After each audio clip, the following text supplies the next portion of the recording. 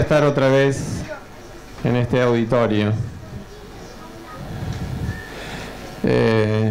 Bueno, largo. Esta charla empieza... a ver cómo es. Ese avanza. Esta charla empieza con un crimen. Para dar esta charla tengo que matar un acertijo para crear un problema. El acertijo, bueno, ya está en la bajada del título, y entonces es un acertijo clásico que muchos de ustedes deben conocer, y otros, los que no lo conocen, son los que van a sufrir la pérdida de este acertijo. Pero muerto el acertijo, tenemos un problema matemático. Mora tiene dos novios, Amador y Florial. Vive cerca de la línea de retiro Tigre. Elegí la línea de retiro Tigre para la reformulación del acertijo en un problema, porque yo viví muchos años a la vera de esa línea y es la que más conozco, y aparte es bien sencilla, no tiene ramales en principio. Toma el tren cada vez que desea visitarlos. Los trenes se detienen en la estación. En su estación van hacia Retiro o hacia Tigre. Pasan una cantidad igual de trenes en cada dirección. Mora quiere a sus dos novios por igual. Como encuentra difícil la elección de a quién visitar, decide que al llegar a la estación tomará el primer tren en llegar, sin importar en la dirección que vaya. Ese va a ser su método para elegir a qué novio visita. Al hacer esto se encuentra al cabo de un mes que visitó a Amador 10 veces más que a Florial. ¿Por qué el pobre Florial ha recibido tan poco sus atenciones? Y la reformulación, además, eso es el acertijo original. Y la respuesta es porque los trenes vienen, cuando ella llega a la estación, lo más probable es que el tren venga en la dirección donde vive Amador. Mi reformulación pregunta ¿en qué estación vive Mora? ¿Y para qué lado vive cada novio? Entonces yo me hice todo un modelo de la línea Retiro Tigre. Usé hacer modelos matemáticos o físicos involucra hacer ciertas simplificaciones que los físicos, por ejemplo, conocen con el nombre de una vaca esférica. Pensar que la vaca ya no tiene 4 patas, sino como una esfera. Bueno, yo hice mis propios trenes, estaciones esféricas, ¿sí? Entonces pensé que la línea de Retiro Tigre es un círculo, en realidad. Vamos a bajar una dimensión. Y cada estación está duplicada. Por ejemplo, ahí... láser. Ahí tenemos Núñez, por ejemplo, o Acasuso, o Carupá, que figuran 2 veces el trayecto. Yo voy a hacer que los trenes recorran en sentido de las agujas del reloj, este círculo. Simplemente esta es la vía que va de Retiro a Tigre y esta es la que va de Tigre a Retiro, ¿sí? Entonces, esta Núñez es la estación donde el tren llega desde Tigre y va hacia Retiro. Y esta Núñez es cuando los trenes llegan desde Retiro y van hacia Tigre. Y así con cada una. Los trenes también los esfericé, pero en realidad los poligonicé.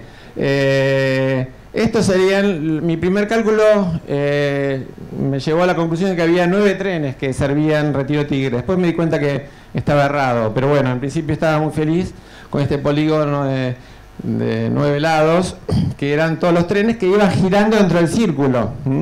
Los trenes yo supuse, entre las simplificaciones de la vaca esférica, que iban todos a la misma velocidad constante y que en cada estación se quedaban un instante y que la gente se zambullía instantáneamente arriba y salían de vuelta. Sí. Bueno, entonces acá están las estaciones con los trenes que van girando, el polígono va girando dentro del círculo. Entonces, para hacer más sencillo, hice la vaca todavía más esférica y entonces empecé a trabajar con menos estaciones para entender bien el modelo. Entonces, vamos a estudiar la estación E2. Ya también para simplificar le saqué los nombres y puse monstruosidades matemáticas de términos, digamos, de nomenclatura. Bueno, entonces, y simplifiqué y dije, bueno, vamos a estudiar con 5 trenes. Entonces, el polígono va girando y cuando los círculos de los vértices del polígono llegan a las estaciones, ese es el, digamos, ese es el evento de un tren llegando a una estación. Este es el tiempo, digamos, el ángulo. Yo, como el polígono gira a velocidad constante, porque los trenes van a velocidad constante según mi suposición, entonces los ángulos pasan a ser equivalentes a los tiempos en realidad. Entonces, esos dos ángulos verdes son los tiempos que falta para que el tren llegue a la estación E2. Fíjense que primero va a llegar a la estación E2 de abajo, porque hay menos ángulo, ¿sí? Y después va a llegar la de arriba. Una vez que llegó la de abajo, ese es el tiempo que falta para que llegue el otro tren en la otra dirección. Y una vez que llegó arriba, ahora el nuevo tren que va a tardar ese tiempo en llegar. Entonces, de esta forma estamos transformando el tiempo en algo geométrico, en un ángulo. Acá hay una comparación entre, una vez que un tren está en una estación, siempre estamos con la E2, fíjense, abajo llegó el tren a la estación E2 y entonces el siguiente va a tardar esto, en la otra dirección. Cuando llega a la estación el otro, el siguiente va a tardar esto. Entonces, esta relación entre estos dos ángulos me da la cantidad, digamos, en cierta forma la probabilidad de, al llegar a la estación, cuál tren va a llegar primero, en qué dirección va a llegar primero. Y entonces esto es esto mismo, estos datos, pero ya no para la estación E2, que lo puedo mostrar ahí. Acá es de la dirección E0 a N, tarda esto, y en la otra dirección, o sea, tarda esto. Es probable que llegue, o sea, es más probable que llegue en la estación E2 el primer tren desde de N a E0. Porque estas, digamos, si lo pensáramos en discreto, de cada, digamos, 8 minutos, 6 van para una dirección y 2 para la otra. O sea, si Mora viviera en la estación E2, visitaría 3 veces más a el novio que vive para esta dirección que al novio que vive para esta.